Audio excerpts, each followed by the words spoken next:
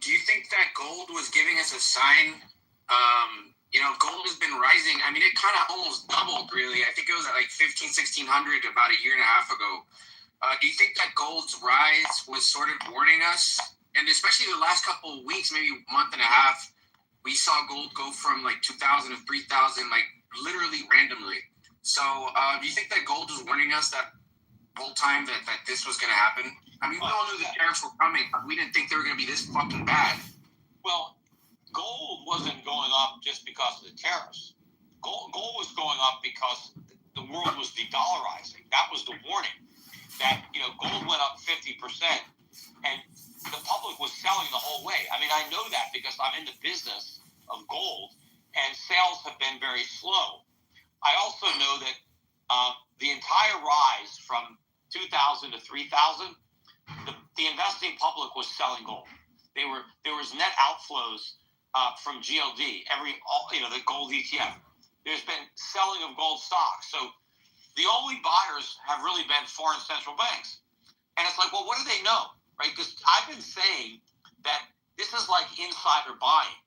The central bankers are the insiders of the fiat monetary system. And the fact that all these foreign central banks are buying gold and not treasuries and foregoing the yield. We didn't think they were going to be this fucking bad. They know a lot. Well, right? Gold wasn't going up just because of the tariffs. Gold was going up because the world was de-dollarizing. That was the warning. That, gold went up 50%. Most people don't understand. The public was selling the whole way. I mean, I know that because I'm in the business of gold, and sales have been very slow. I also know that the entire rise when Greenspan was Fed chairman, and this shows you how long ago it was, he used to say that even though we weren't on a gold standard, he ran monetary policy as if we were. And what Alan Greenspan said was that if he sees the price of gold going up to $400 an ounce, he knows that he's too loose. And if gold goes below 300, he's too tight. So he used the gold price as a reference.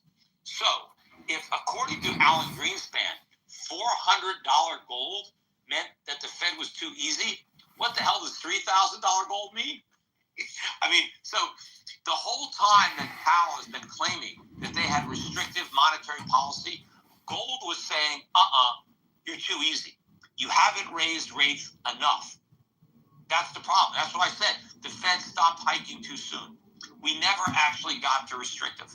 But the other way you know that is that the debt never stopped. The government kept borrowing.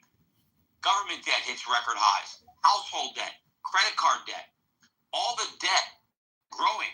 Well, inflation is an expansion of money and credit. How can you claim to have tight money when credit keeps growing?